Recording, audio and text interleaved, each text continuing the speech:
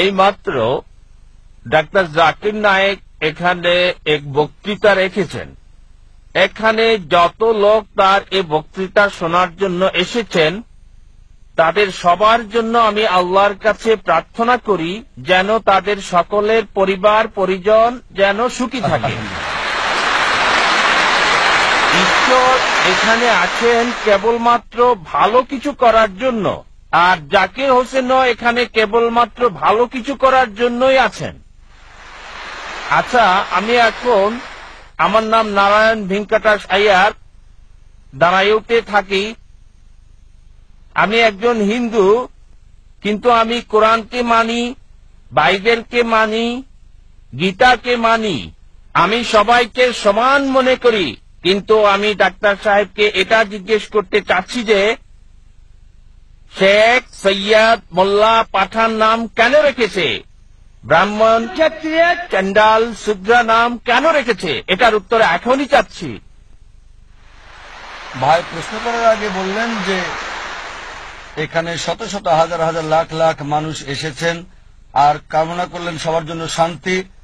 তারপর বললেন যে ডাক্তার জাকির নায়েক এখানে এসেছেন ভালো কথা বলতে, আর প্রশ্ন করলেন যে আপনি হিন্দু, তবে কোরআন পড়েছেন, বিশ্বাস করেছেন, বাইবেল বিশ্বাস করেন, বেদ বিশ্বাস করেন, আর প্রশ্ন করলেন যে কেন এই সব পাঠান, শেখ, মোল্লা, ব্রাহ্মণ, ক্ষত্রিয় ইত্যাদি। এখন আপনার প্রশ্নের ব্যাপারে বলি, কেন এই সব পাঠান, শেখ, মোল্লা? এগুলো পারিবারিক নাম। শুধুমাত্র একজন লোক শেখ অথবা মোল্লা বা পাঠান, এগুলো একজন থেকে শ্রেষ্ঠ করেন আরেকজনের উপরে। কোরআন বলছে সূরা হুজুরাত অধ্যায় 49 আয়াত 13, يا أيها الناس إنا خلقناكم من ذكر وأنثى وجعلناكم شعوبا وقبائل لتعارفوا إن أكرمكم عند الله أتقاكم إن الله عليم خبير। হে মানব জাতি, আমি তোমাদের সৃষ্টি করেছি এক জোড়া পুরুষ এবং নারী থেকে, আর জাতি এবং গোত্রে বিভক্ত করেছি যাতে করে একে অপরকে চিনতে পারো, একে অপরকে ঘৃণা করবে না। সেই বেশি সম্মানিত আল্লাহ সুবহানাহু ওয়া তাআলার কাছে যার রয়েছে তাকওয়া। বিচারের মাপকাঠি আল্লাহ সুবহানাহু ওয়া তাআলার কাছে। এটা লিঙ্গ না, জাতি না, বর্ণ না, বয়স না, সম্পদ না, সেটা তাকওয়া, খোদাভীরুতা আর সৎকর্ম। কেবল একজন মোল্লা বা খান পরিবার বা শেখ পরিবারে জন্মগ্রহণ করলেই সে জান্নাতে যাবে না। তাকে জান্নাতে নিয়ে যাবে তাকওয়া, সৎকর্ম, ন্যায়পরায়ণতা। এটাই ইসলামিক দৃষ্টিভঙ্গি। আর হিন্দু দর্শনে বেদ বলছে সর্বশক্তিমান ঈশ্বর মাথা থেকে সৃষ্টি করেছেন ব্রাহ্মণ, বুক থেকে ক্ষত্রিয়। ব্রাহ্মণরা উঁচু জাতের, ক্ষত্রিয়রা যোদ্ধা জাতি। ঈশ্বর পেট থেকে সৃষ্টি করেছেন বৈশ্যদের, মানে ব্যবসায়ী জাতি, আর পা থেকে শূদ্রদের, সেটা চাকর শ্রেণী মানে দাস। এটাই বেদের ধারণা। ইসলামে জন্মের ভিত্তিতে কেউ উত্তম বা অধম না। ইসলামে কোনো বর্ণ প্রথা নেই, এটা আছে হিন্দু ধর্মে। আর এ ব্যাপারে বিস্তারিত জানতে আমার ভিডিও ক্যাসেট দেখতে পারেন, ইসলাম এবং হিন্দু ধর্মের সাদৃশ্য। এবার আসি আপনার প্রশ্নের প্রথম অংশে। আপনি বলেছেন কোরআনে বিশ্বাস করেন, বাইবেলে বিশ্বাস করেন, বেদে বিশ্বাস করেন। আমি লোকজনকে বলি অন্তত একটা বইকে মানেন 100 ভাগ ঈশ্বরের বাণী বলে, 2, 3 বা 4টা না, অন্তত একটা বই। তাহলে খ্রিস্টানরা বলবে আমরা বিশ্বাস করি বাইবেল 100 ভাগ ঈশ্বরের বাণী, হিন্দুরা বলবে আমরা বিশ্বাস করি বেদ 100 ভাগ ঈশ্বরের বাণী, মুসলিমরা বলবে আমরা বিশ্বাস করি কোরআন 100 ভাগ ঈশ্বরের বাণী। আপনি মাশাআল্লাহ 3টাতে বিশ্বাস করেন। আপনি কি জানেন অনেক সাংঘর্ষিক বিষয় আছে কোরআন, বাইবেল আর বেদে? সেগুলোকে বাদ দেন। আমি আপনাকে বলছি কমপক্ষে যেগুলো কমন সেগুলো মানেন। কমপক্ষে যেগুলো কমন বেদে, বাইবেলে, কোরআনে যেগুলো বিশ্বাস করেন সেগুলোই আপনি মানেন। এই সব গ্রন্থই বলছে যে ঈশ্বর কেবলমাত্র একজন। ঈশ্বরের কোনো প্রতিমূর্তি নেই, তার কোনো মূর্তি নেই, তার কোনো ছবি নেই। বলা হয়েছে বাইবেলে বুক অব ডিউটেরোনমি অধ্যায় 6 অনুচ্ছেদ 4, মুসা আলাইহিস সালাম বলেছেন, শমা ইসরাঈল আদনা হেনজাজ নেখাদ, শোনো হে ইসরায়েলবাসী, ঈশ্বর, আমাদের ঈশ্বর কেবল একজন। যদি হিন্দু গ্রন্থ পড়েন, এটা উল্লেখ আছে ছান্দোগ্য উপনিষদ অধ্যায় 6 অনুচ্ছেদ 2 পরিচ্ছেদ 1। Ekam evidityam. ঈশ্বর কেবল একজন, দ্বিতীয় কেউ নেই। এটা আছে শ্বেতাসূত্র উপনিষদ অধ্যায় 4 অনুচ্ছেদ 19, যজুর্বেদ অধ্যায় 32 অনুচ্ছেদ 3। न तस्य प्रतिमा अस्ति। সর্বশক্তিমান ঈশ্বরের কোন প্রতিমা নেই। প্রতিমা সংস্কৃত শব্দ মানে প্রতিমূর্তি, ফটোগ্রাফ, পেন্টিং, ছবি, প্রতিচ্ছবি, ভাস্কর্য, মূর্তি। সর্বশক্তিমান ঈশ্বরের কোন ফটোগ্রাফ নেই, সর্বশক্তিমান ঈশ্বরের কোন ছবি নেই, সর্বশক্তিমান ঈশ্বরের কোন প্রতিচ্ছবি নেই, কোন পেন্টিং নেই, কোন ভাস্কর্য নেই, কোন মূর্তি নেই, কোন ভাস্কর্য নেই, কোন রূপরেখা নেই, কোন স্ট্যাচু নেই। কোরআন একই কথা বলছে সূরা ইখলাস অধ্যায় 112 আয়াত 1 থেকে 4। قل والله احد الله الصمد لم يلد ولم يولد ولم يكن له كفوا احد। বলো তিনি আল্লাহ এক এবং অদ্বিতীয়, স্বয়ং সম্পূর্ণ, চিরস্থায়ী, কাউকে জন্ম দেননি, কখনো জন্ম নেননি, আর কোনো কিছু তার মতো না। আপনাকে জিজ্ঞেস করছি, আপনি কি এক ঈশ্বরে বিশ্বাস করেন? আপনি কি বিশ্বাস করেন এক আল্লাহতে? আমি এখনো ভগবান একজন বলে মনে করি। আপনি কি মূর্তি পূজায় বিশ্বাস করেন? ब्रह्म सत्यम जगन मिथ्या जीवो ब्रह्म ना परः। আপনি মূর্তি পূজা মানেন কি না? না, এটা কি? মূর্তি পূজা? আমি মূর্তি টূর্তি মানি না, মাশাআল্লাহ, মাশাআল্লাহ। আমি রূপরেখা মানি না। ভাই এক ঈশ্বরে বিশ্বাস করেন, মূর্তি আমি পূজায় বিশ্বাস করেন না? আমি আল্লাহ বললে বললে পাপ মুছে যায়, লা বললে পাপ আসার সুযোগ পায় না, তার নামই হলো আল্লাহ।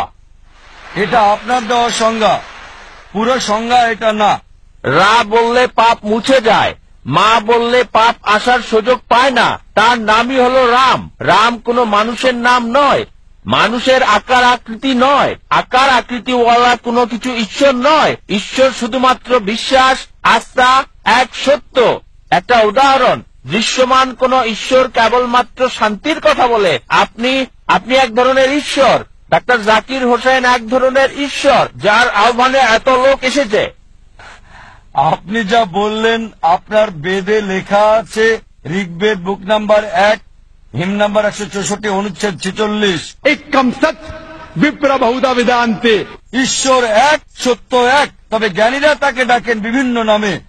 আপনি বললেন ডাক্তার জাকির নায়েক ঈশ্বর। ডাক্তার জাকির নায়েক ঈশ্বর না, ঈশ্বর হতেও পারবেন না। আমি ঈশ্বরের সৃষ্টি, আমি আল্লাহর বান্দা, আমি আব্দুল্লাহ, আমি আল্লাহ না।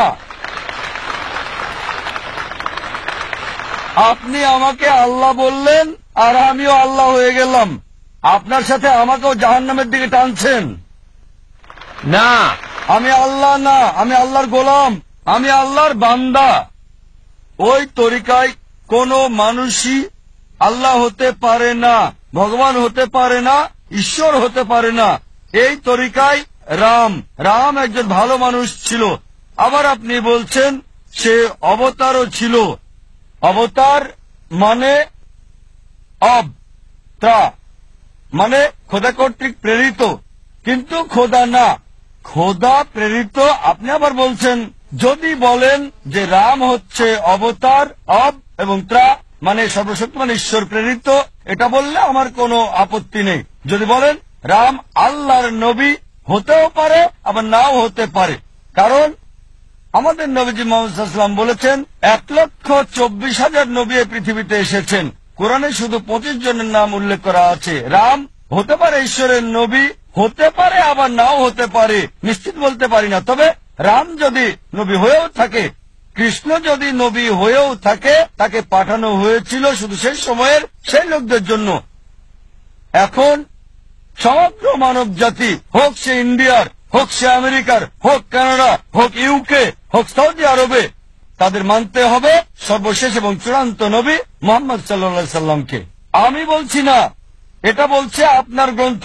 আপনার গ্রন্থ পড়ে দেখেন, ভবিষ্য পুরাণা পর্ব 3 খণ্ড 3 অধ্যায় 3 শ্লোক 5 থেকে 8, ভবিষ্য পুরাণা পর্ব 3 খণ্ড 3 অধ্যায় 3 শ্লোক 10 থেকে 27 নবী মুহাম্মদ সাল্লাল্লাহু আলাইহি সাল্লাম সম্পর্কে বলছে।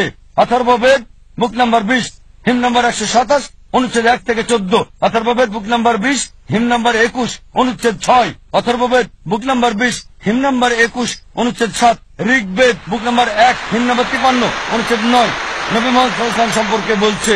তাকে বলা হয়েছে আহমদ। আহমদ মানে যে প্রশংসা করে, প্রশংসাকারীকে বলা হয় আহমদ। আহমদ নামে তার উল্লেখ আছে। যদি পড়েন সামবেদ উত্তর ঠিক মন্ত্র নাম্বার 1500, সামবেদ ইন্দ্রা অধ্যায় নম্বর 2, মন্ত্র নম্বর 152, যজুর্বেদ অধ্যায় নম্বর 31, অনুচ্ছেদ নম্বর 18, ঋগ্বেদ বুক নম্বর 8, হিম নম্বর 6, মন্ত্র নম্বর 10, অথর্ববেদ বুক নম্বর 8, হিম নম্বর 5, মন্ত্র নম্বর 16, অথর্ববেদ বুক নম্বর 20, হিম নম্বর 126, অনুচ্ছেদ 14, তাকে বলা হচ্ছে আহম্মদ, বলা হচ্ছে নরসংসা। নরসংসা মানে নর মানে মানুষ, সংসা মানে প্রশংসা।